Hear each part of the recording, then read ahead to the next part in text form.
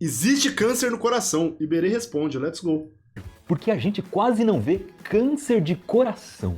Mas é por isso que eu gosto muito de fazer esse Iberê Responde aqui, porque essa pergunta nunca me tinha surgido na cabeça e a resposta também não fazia a menor ideia. E é por isso que eu vou deixar então eu essa vou tentar falar, vamos pensar. O câncer, ele vai vir de uma multiplicação de células cabulosa, né? Então, geralmente, a gente tem câncer onde a gente tem ou lesão de células ou multiplicação de células. Então, por exemplo, câncer é o linfoma, né? Que são os linfonodos, é o nosso, não sei se órgão é a palavra, mas é o responsável por produzir os glóbulos brancos e o nosso sistema imunológico. Então tá sempre produzindo muita célula. Outro câncer que tem, por exemplo, câncer de próstata. Tá produzindo gameta pra caramba, célula pra caramba. Então a chance de fazer isso. Ou então, por exemplo, câncer de pulmão, câncer de pele que sofre lesão. Câncer de pulmão, você tá fumando, você tá lesionando seu pulmão. Câncer de pele, você tá no sol, tá lesionando o pulmão. Câncer de mama, mulher lesiona a mama também. Então, não ter o coração, porque o coração, ele geralmente não produz muita célula, como não tem câncer de músculo, geralmente, e é isso. Pergunta sobre uma volta de bicicleta de mais de 100 km que eu fiz na beira do Rio Pinheiros aqui em São Paulo. Comer esses peixes traz algum problema para a saúde? Voltei aqui para a margem do Rio Pinheiros para responder as perguntas de vocês. É um rio que passou por um processo de despoluição agora. Quando eu vim para São Paulo há uns 20 anos atrás, o cheiro daqui era insuportável. Se eu tivesse esse lugar tão perto do rio, não daria para Ainda fede, principalmente quando tá calor. Ficar aqui. Aí melhorou bastante, várias ligações de esgoto foram feitas na quinta. Leucemia, então, mas aí é o glóbulo vermelho, é na medula lá, óssea, que vai produzindo também, é onde produz muita célula. 1000 mais ou menos, mas ainda tem muita ligação, muito esgoto que cai no rio sem tratamento. Então ainda cheira um pouco mal, não é um rio perfeito, ainda é poluído. Aqueles peixes, eles estão ali, porque ali é o final de um córrego que é mais limpo que o Pinheiros. Mas se eles saírem dali, eles morrem no rio. Então aqueles peixes estão meio que condenados. Daria pra comer? Eu não comeria não, porque eles podem estar contaminados com várias coisas que tem no esgoto, tipo metais pesados e outras coisas. Então, infelizmente, a vida que tem aqui é bastante... Pô, se comer, você vira X-Men, pô. Comprometida por causa da poluição. Uma dica é colocar pneus mais finos na bike, pneus de bike urbana, porque assim deslancha mais, já que aí é bem plano e tudo pavimentado. Por que eu não coloco esses pneus na minha bike? Eu gosto muito de andar de moto. Eu adoro andar de moto, mas eu não tenho andado porque eu acho que é perigoso, tem as meninas pequenas e tudo mais. Se eu começar a fazer com que a bike tenha muita velocidade, ela acaba virando uma moto, ela fica perigosa também. Então eu acho bacana manter esse ritmo mais tranquilo, andar numa bike um pouco Cara, simplesmente pai responsável. mais pesada. Não tô interessado em performance, eu prefiro uma bike mais confortável, que aí eu curto mais. Iberê andou e a camiseta não ficou nem molhada. Tá desconfiando que eu não fico... Se sou eu, teria 2 pizzas embaixo do braço. O cara não sua. Olha só, não fica a marca na camiseta porque o vento vai secando a roupa. Mas eu também sempre tento usar alguma camiseta que tenha alguma proteção contra isso.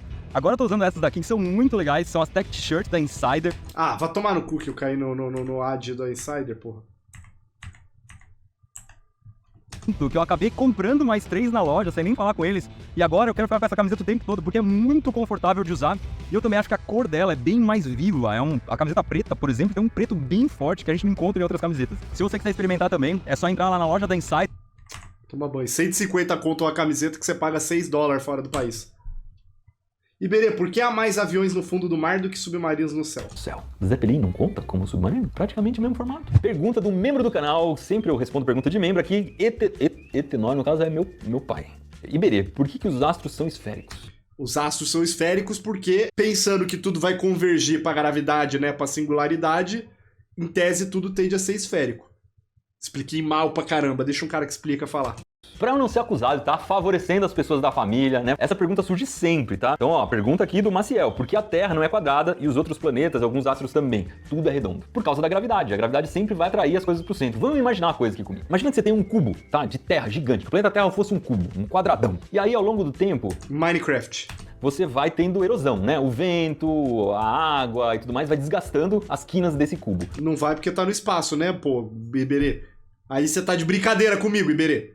Pra onde é que vai a Terra quando desgastar? Ela vai começar a acumular nas faces do cubo. Vai chegar uma hora que esse cubo vai ficar redondo. Só que no caso dos planetas é mais simples ainda, porque os planetas eram moles no começo. A Terra ainda é um baita de um planetão mole. Tem uma casquinha aí dura, mas por dentro é mole. Então se você pensar numa coisa líquida que puxa tudo pro centro, é fácil de imaginar que o formato mais natural é uma esfera. Assim como quando a gente solta uma bolha de sabão, ela tá querendo ser puxada pro centro como se fosse uma bexiga, né? Uma coisa elástica ali, e o formato mais comum vai ser esfera também. Então é por isso que os astros, a partir de um certo tamanho, costumam ser redondos. Quando é muito pequeno, não tem gravidade gravidade suficiente para ter esse efeito, então acaba ficando no formato de batata ali, quanto menor for, mais esquisito pode ser o formato. Iberê, por que a NASA não liga um cabo de metal até a estação espacial para os astronautas subirem até ela? Isso seria muito mais econômico que foguetes e muito mais simples que construir um elevador.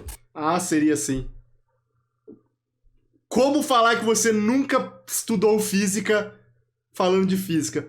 Imagina o peso de um cabo de quanto? 40 mil quilômetros de distância? Seria, mas eu vou até simular o que vai acontecer se fizesse isso. Pra quem não sabe, né, uma estação espacial é uma nave que fica lá dentro, que as pessoas moram dentro. Uma espécie de um laboratório, um hotel que os astronautas ficam lá. Ela tá a 400 km de altitude, não é muita coisa, tá? Mas já é no espaço. Não é muita coisa, 400 quilômetros. Imagina um cabo de 400 quilômetros.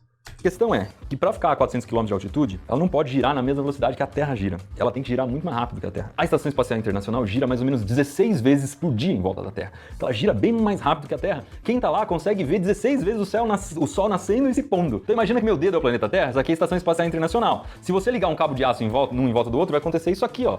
Vão ser 15 voltas. E aí o cabo de aço vai acabar. Quer dizer, não vai dar nem 15 voltas, porque a 400 km ela não tem como. Ela anda muito mais rápido que o planeta Terra. Água mole. E ele explicou da maneira mais respeitosa. Eu simplesmente explicaria porque não existe estrutura pra sustentar um cabo, cara. Imagina a força que tem que fazer a estação espacial pra sustentar um cabo de 400 quilômetros. Avião e satélite tendo que desviar do cabo. Não, isso não é um problema, pô. Pedra dura realmente bate até que fura? Rapaz, você não tem assistido o Manual do Mundo? A gente tem vários vídeos aqui em que a gente faz corte usando água. Essa espada que a gente fez de titânio, ela foi cortada com jato d'água. Nessa água tem uma areinha lá que é pra aumentar um pouco o atrito, mas a água sozinha já é capaz de cortar muita coisa. Então sim, água mole em pedra dura tanto bate até que corta bem pra caramba. Mas é lógico que quando esse ditado ele foi criado, não existia máquina com corte de água. Muito provavelmente isso aconteceu por causa da erosão que os rios causam nas pedras. Então uma vez eu viajei pra Chapada dos Veadeiros, por exemplo, e as atrações lá geralmente estão ligadas a isso. São canyons, são rios, cachoeiras, em que a água meio que foi moldando os rios, foi desgastando os rios e formou paisagens lindíssimas. Então praticamente qualquer canyon que a gente conheça foi formado desse jeito. Se quem mora em Marte é marciano, quem mora na Lua é luciano? Mas eu adoro essas perguntas. Cara, quem mora na Lua é o quê mesmo? Lunático? Lunático. Não é lunático. Quem nasce na Lua, ou se um dia alguém nascer na Lua, essa pessoa vai ser chamada de selenita, porque vá tomar banho, que isso é muito mais da hora. Luciano, pô. Selene é a deusa grega da lua. Primeiro, o que são aqueles pozinhos de pirulitos que explodem na boca? Que maluquice é essa? Para fazer aquele pozinho do pirulito, eles derretem o açúcar dentro de uma panela que tá cheia de gás carbônico. Colocam bastante pressão ali. Então o gás carbônico começa a se misturar com o açúcar. E aí eles deixam o açúcar endurecer. O que acontece? O gás carbônico fica guardado dentro do açúcar em alta pressão. Quando você coloca na boca, você derrete o açúcar e solta aquele gás carbônico numa espécie de uma explosãozinha dentro da sua boca. Você não deu joinha ainda? Acho que valeu joinha, hein? Por que uma casa que há muito tempo não mora ninguém nela, ela começa a envelhecer rápido? Essa dúvida já passou pela minha cabeça muitas vezes. Porque eu não tenho cuidado, pô. Essa, sério? Isso que eu vou falar isso? Consegui fazer uma listinha de coisas que acontecem numa casa quando não tem ninguém. Primeira coisa são animais que entram na casa que a gente espantaria esses animais. Então entra rato, o rato faz ninho, corrói as coisas, entra formiga, faz ninho, também come as paredes, entra cupim, entra pombo. Outro problema é fungo. Se a casa tá fechada, pode ter alguma umidade ali, em um lugar fechado, escuro e úmido é o playground perfeito para os fungos. Então os fungos vão começar a comer a casa. E uma terceira coisa é a manutenção da casa. Então se... Que tá relacionado com os dois primeiros, pô. Você espantar animal e matar o fungo é manutenção também. Brincadeira, hein, Berê? Tava sem conteúdo pra essa pergunta, hein? Cai um galho, quebra um vidro, você tá ali, você vê, você vai trocar o vidro, você vai dar um jeito. Né? Se começa a ter uma goteira, você vai ficar desesperado, você vai consertar aquela goteira. Se não tem ninguém na casa, as pessoas não percebem que isso aconteceu e o problema vai piorando cada vez mais. Então aqui no Manual do Mundo, por exemplo, um tempo atrás, deu uma goteira, entrou uma poça d'água gigante. A gente limpou toda a água, secou e consertou a goteira. Se não tivesse morando ninguém, na próxima chuva ia ser muito pior. Pra que serve o nosso lábio? É um pedaço de carne pra fora do corpo? Por que ele tem essas cores? Meia-noite eu te conto.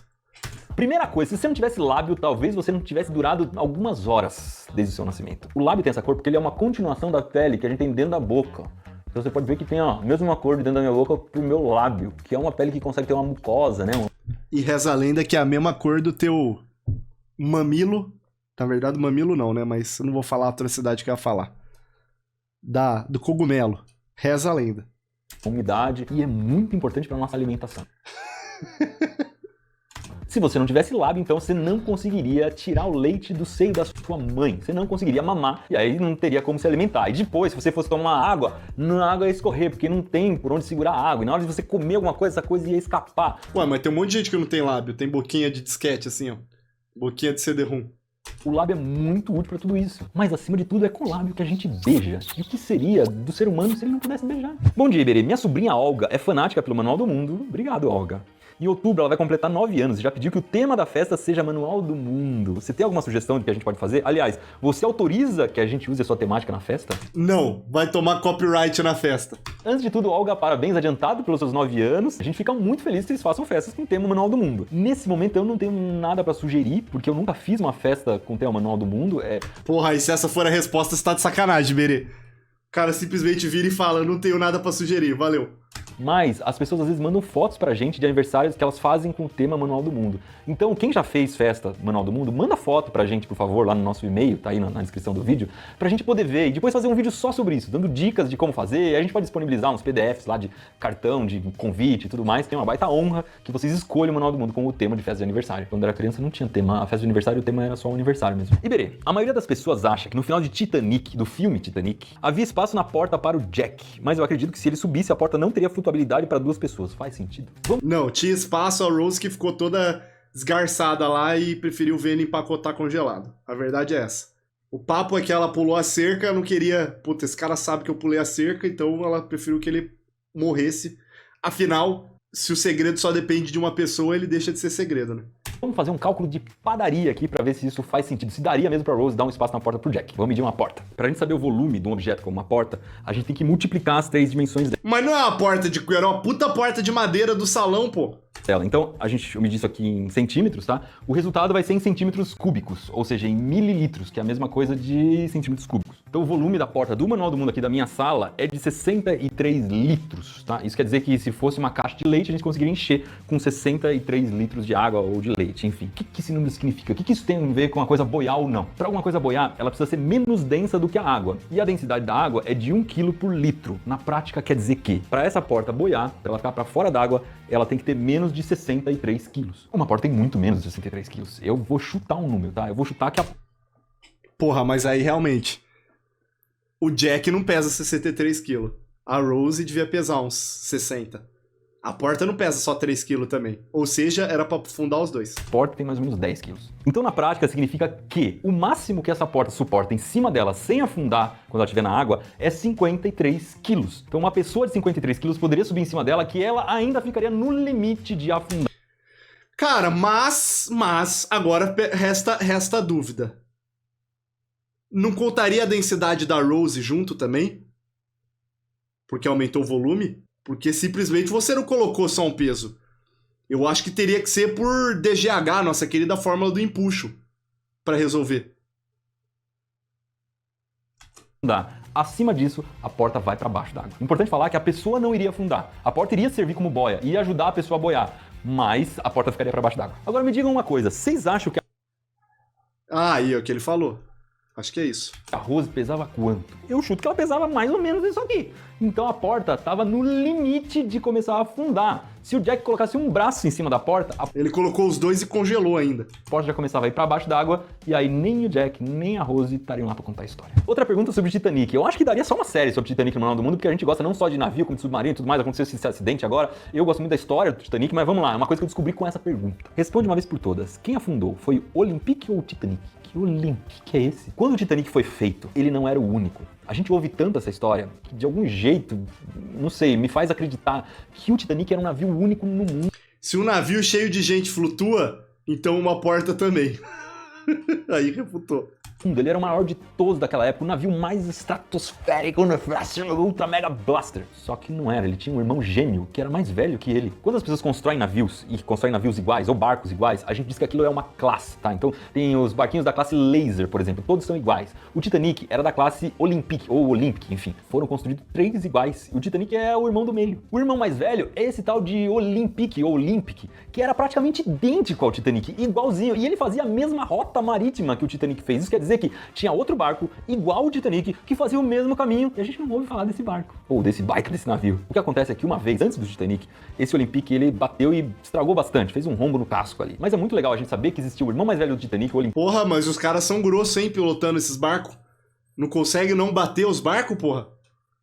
Que navegou durante muitos anos ainda depois. Quando aconteceu o acidente com o Titanic, ele teve que ser totalmente reformado, porque aí todo mundo ficou com medo de andar naquele barco. E depois do Titanic, ainda foi fabricado o Britannic, ou Britannic, que enfim, era outro barco da mesma classe, praticamente igual aos irmãos. E esse barco também teve um fim triste, porque ele foi perdido durante a Primeira Guerra Mundial. Acho que valia um vídeo à parte só sobre a história dos três irmãos, não valia não? Qual foi o desastre natural mais devastador que eu vi na minha vida? Tsunami lá da Indonésia.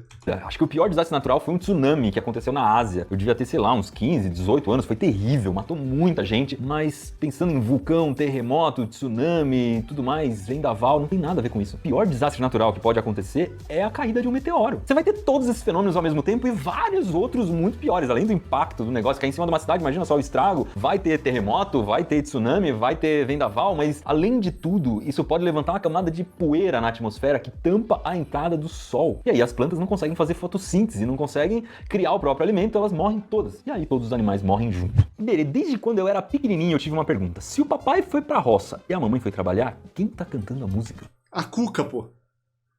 Que a Cuca tá pronta pra pegar a criança.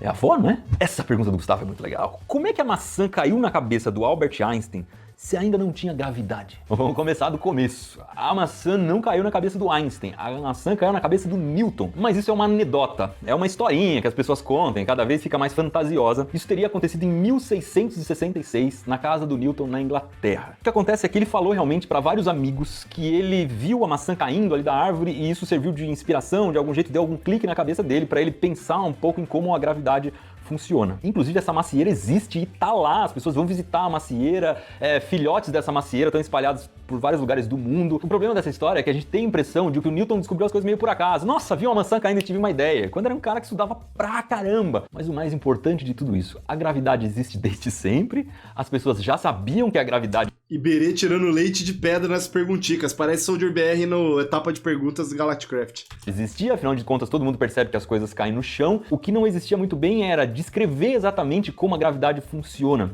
E isso o Newton fez muito bem. Iberê, por que o elemento químico índio tem esse nome? Sou muito seu fã. Obrigado, Rafael. Porque ele faz... Virei seu fã agora também, porque a pergunta é sensacional e a resposta é melhor ainda. Esse nome índio do elemento químico vem do latim indium, que veio de indicum, que no caso indica a cor índigo. Existe um azul que se chama de azul índico ou azul anil, que é emitido por esse elemento químico no momento que você coloca ele no fogo. Então ele vai gerar uma chama azulada que tem cor de azul anil ou de azul índigo ou só de índigo. O mais doido é que essa cor azul tem esse nome porque ela vem de uma planta, do anil, que existia na Índia. Então na Europa, quando descobriram esse corante azul, se deu o nome de índigo, porque era um corante que vinha da Índia. Inclusive é por isso que chama Oceano Índico, porque é o oceano onde está a Índia. O que tem tudo a ver com a palavra índio, porque quando os europeus chegaram aqui, eles achavam que estavam na Índia e chamaram as pessoas que moravam aqui de índios. Mas o mais importante de aprender nesse vídeo talvez seja que as pessoas que nasceram aqui ou são descendentes dos povos que moravam aqui não gostam muito de ser chamados de índios. Porque esse é o nome que os europeus deram na época, que significava povos originários. meio que qualquer pessoa que morava aqui na América. Era um nome não era muito legal, porque desconsiderava que existia vários povos diferentes, línguas diferentes, de culturas diferentes. É um nome que você dá assim meio de qualquer jeito, é um nome desrespeitoso. E é por isso que hoje, como uma forma de respeitar essas populações todas, esses povos, a gente chama de povos indígenas e não de índios, fechou? Como funciona o mercúrio no garimpo? Você lança ele lá e ele vai tirando o ouro e separando o ouro dos outros metais. Por que as pessoas usam mercúrio quando estão procurando ouro? Quando as pessoas pegam ouro num garimpo, não vai aparecer aquela pedrinha linda de ouro. Bah, o cara acha que deu uma barra de metal. Ouro perfeito, Que nem no Minecraft. maciço ali. O ouro vai aparecer tudo misturado no meio de lama, de galho, de areia. De algum jeito você tem que tirar o ouro dali. Então as pessoas pegam esse fundo do rio, porque o ouro vai sempre se acumular no fundo, porque é extremamente denso, é mais denso do que chumbo, e tem que dar um jeito de purificar. E aí é que entra o mercúrio. Quando você encosta o mercúrio no ouro, o mercúrio pega o ouro, ele se junta com o ouro, forma uma coisa que a gente chama de amálgama. E o mercúrio, ele é um metal líquido. Então você pega aquele líquido brilhante ali, bonitão, coloca nessas pedras, nessa nojeira toda, e o ouro começa a se juntar com o mercúrio e se soltar das pedras, das impurezas. No final, você vai conseguir um líquido metálico ali, que é uma mistura de ouro com mercúrio. Mas o que você quer é ouro, não é mercúrio. E aí você precisa se livrar do mercúrio. O que as pessoas fazem? Botam um maçarico ali. O maçarico vai fazer com que o mercúrio evapora mais rápido que o ouro, e fica só ouro puro. Mas vamos, enfim, E aí dá aquela respirada e morre. Agora, finalmente, a única pergunta que tem importância que eu quero saber. Bora, Iberê. Responder a pergunta que fez muitas pessoas clicarem nesse vídeo. Por que que não tem câncer de coração? Na verdade, tem câncer de coração, sim, mas é um câncer muito raro, não é comum de acontecer. O que é coração e o que é câncer, para começo de história, né? O coração é um músculo, então já não é tão comum você ver câncer nos músculos. A gente vai ouvir muito falar de câncer de pulmão, câncer na próstata, câncer de mama, mas nos músculos já não é tão comum assim. E o que é câncer? É uma reprodução descontrolada das células. Elas começam a se dividir, vão crescendo ali de um jeito descontrolado e acaba criando uma massa, né? Não, isso na verdade é um tumor. Ele pode ser benigno. Se ele for maligno, aí temos um câncer. Um tumor, e isso pode prejudicar muito uma pessoa, inclusive muitas pessoas morrem de câncer, e o pior, né, pode soltar alguma célula dali e começar a se reproduzir em outro lugar, causando a metástase, que é o espalhamento do câncer pelo corpo. O que acontece com o coração é que as células dele param de se reproduzir, param de se dividir enquanto a gente ainda é jovem, então a chance de acontecer um câncer é muito pequena. Muito obrigado aí, ó. Valeu, Iberê. Rolou 20 minutos, foi o que eu expliquei logo no início. Tamo junto, Iberê. Valeu, obrigado.